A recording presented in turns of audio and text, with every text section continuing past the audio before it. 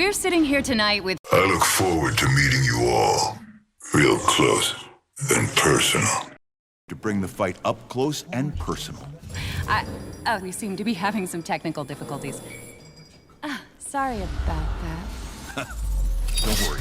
Go on. It's okay to be afraid.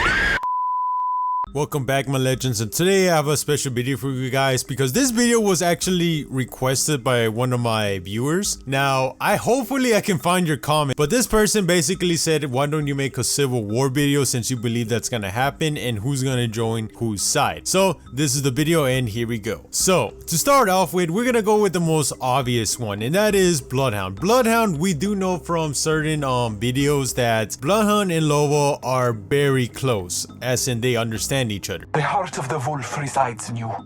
Today, you will not be Slatra. We understand each other. These boys and girls don't know what we know. You have the strength of Fenris in battle.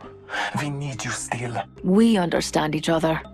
These boys and girls don't know what we know. So since they understand each other and they both love animals, and that's really all we know about them right now, I could just tell that Bloodhound, if they had to choose between LOBA and Revenant, they'll choose to help LOBA. Now what I'm curious about is, what does Bloodhound know about LOBA? How can they relate to each other? I mean, yes, they were both orphans and they did grow up to become the people they idolized the most. For LOBA, it was becoming thieves like her mom and dad. For Bloodhound, it was becoming a warrior that uses technology with the blessing of Arthur. So it's kind of curious to see that they are both in sync with each other. So I want to see what exactly relationships they have with each other, if they actually know each other from the past. Next one, joining Team Revenant. This one's pretty obvious. It's going to be Caustic. Now, from what happened in chapter 2, it's pretty obvious that Caustic is not gonna join LOBA. Now, is it possible that Caustic could change his mind? Yes. Do I believe it? No, because I think Caustic is a smart man. When LOBA made those comments about Wattson that, oh, she's going to recover, what's more important is the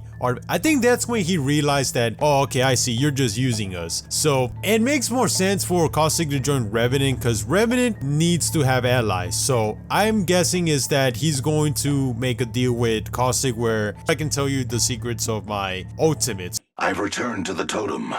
I must learn more about this marvelous technology. So something like to those lines where Caustic could make a deal with Revenant, and it makes sense because it benefits him specifically. Now for the people who are going to say, what about Caustic cleaning up his innocence with the help of LOBA? Now listen here. Now trust me, what Caustic did for science was nothing wrong. But if you actually believe he did nothing wrong at all, as in he's innocent, then I have a bridge to sell you. And that's all I'm gonna say. Now the next person we're going to talk about is Wraith. Now, Wraith doesn't like Revenant, clearly. I'm not thanking you. I didn't ask. Don't go thinking I owe you anything. Nobody asked. And she also doesn't trust LOBA or likes her. But here's the thing. Wraith, in a way, may not like LOBA, but LOBA clearly knows some secrets of some legends, except for Caustic, if she actually believes Caustic's innocent, which is pretty hilarious. Now, here's the thing. LOBA could actually make Wraith join her side just because she could know more about her history and who she really is. If anything, Wraith has more to gain by joining LOBA and finding out who she is about her past than she does about joining Revenant. Revenant gives Wraith nothing in return. LOBA could give her more information about her past. So for me, I see Wraith joining LOBA just for that reason. Now, next person we're going to talk about is Lifeline. And here's the thing. Lifeline, again, just like most legends, doesn't trust LOBA a lot, clearly. But she also doesn't trust Revenant. But here's the thing. What she wants is, now that we know, is to bring her parents to justice because they did some very shady stuff that we don't know specifically about right now, but she does want to bring them to justice. That's her secret that LOBA knows. So just like Wraith, I see her joining her side just because if she wants help from Revenant to bring her parents to justice, Revenant's gonna be like, okay, I'll take them out. And I don't think she wants to take them out. I think she just wants to put them in jail or something, and Loba might have information to do that, unlike Revenant, who just only knows about killing. So makes sense to me that she would join Team Loba. Now next person is pretty obvious, it's Bangalore. She clearly does not like Loba at all. It could be because back in her day when she was with the IMC, it was her job to round down people who were smugglers, thugs, thieves. So for her, I guess she knows the type of person she is. I mean, clearly in the prologue, she even describes like, oh yeah, I know her type. The type of people you don't trust in the Outland. Thanks. Funny. Few years ago, we'd be on opposite sides. I could have locked you up. My pleasure. I'd tell you everything about it, but how boring would that be? So for Bangalore, I don't see her joining Team Loba in any sense or circumstances at all. Even though she doesn't like Revenant at all, and clearly because she even said that I can't believe you made me side with Forge, but I still see her joining Team Revenant just because of her hatred of Loba and knowing that she's the type of person that should never be trusted at all. Now the next person we're going to talk about is Mirage. Now Mirage is very interesting because you could make an argument he could join Revenant or Loba. Now the argument for joining Revenant will be that Mirage is afraid of Revenant, so if Revenant tells him to join his side, he's most likely going to join him. I'm not thanking you. If the scary murderbot doesn't want to say thank you, scary murderbot doesn't have to. Please don't kill me. Don't go thinking I owe you anything. Oh, you. I do love our banter.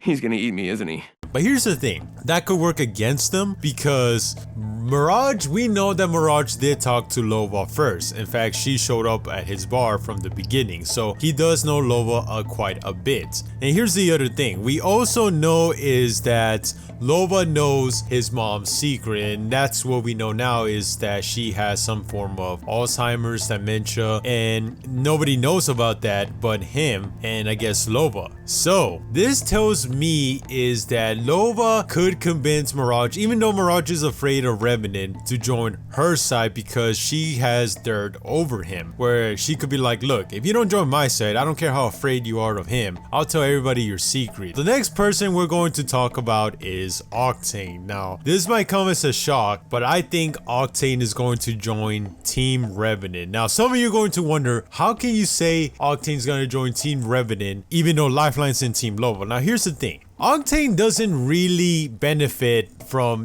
neither of these two people. If Loba has some kind of dirt on his dad about his pharmaceutical company, he's not gonna care. Octane is really the wild card here because nothing really can affect him. What he wants is some kind of excitement. So story-wise here, it makes sense when you think about it this way. Octane is a person that wants something exciting. Joining Team Loba would not be as exciting as joining Team Revenant, where they're both unpredictable and destructive in their own sense. So know that Octane usually disappoints Lifeline, so it'll be a cool dynamic seeing best friend going up against best friend, in my opinion. But yeah, that's all I'll say about Octane, that I can see why he would join Team Revenant. Now next person is Gibby. Now Gibby is going to join Team Loba clearly because he does not agree with Revenant at all. Revenant likes to kill people no matter what. If they are innocent, guilty, whoever, he's going to end their life. Gibby wants to save as many lives as possible, and he's even told us that from one of the voice quips that he never ever is going to be like Revenant. Don't like how you dealt with Forge, but you're still squad.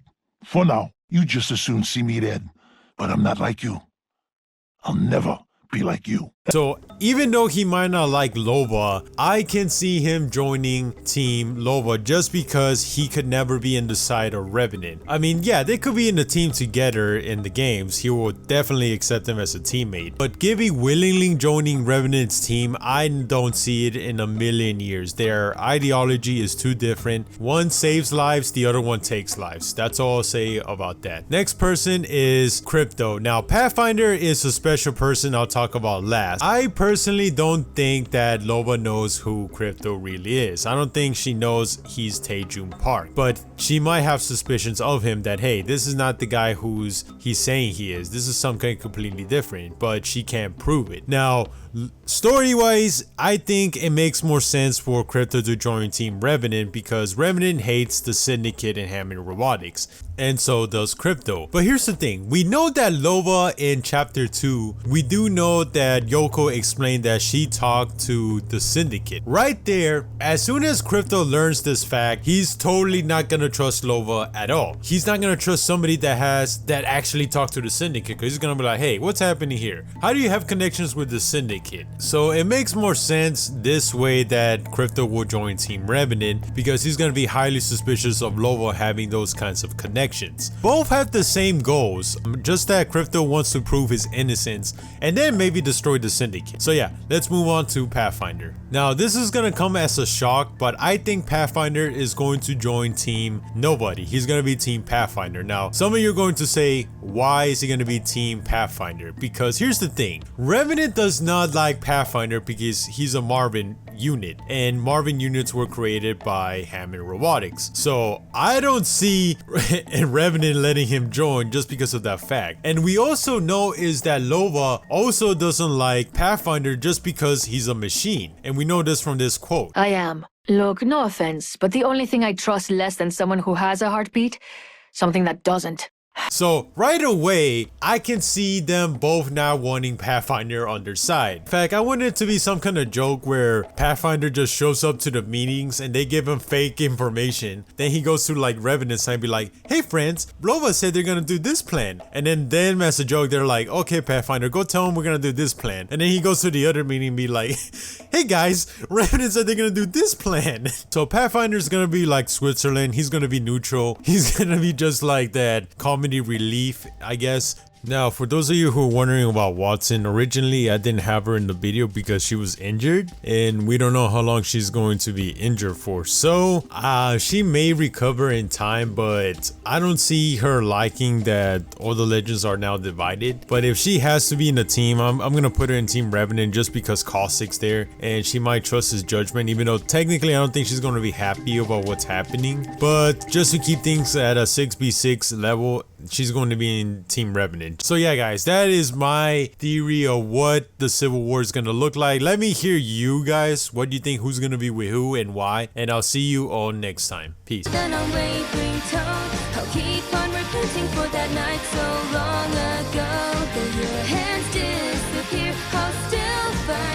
Where you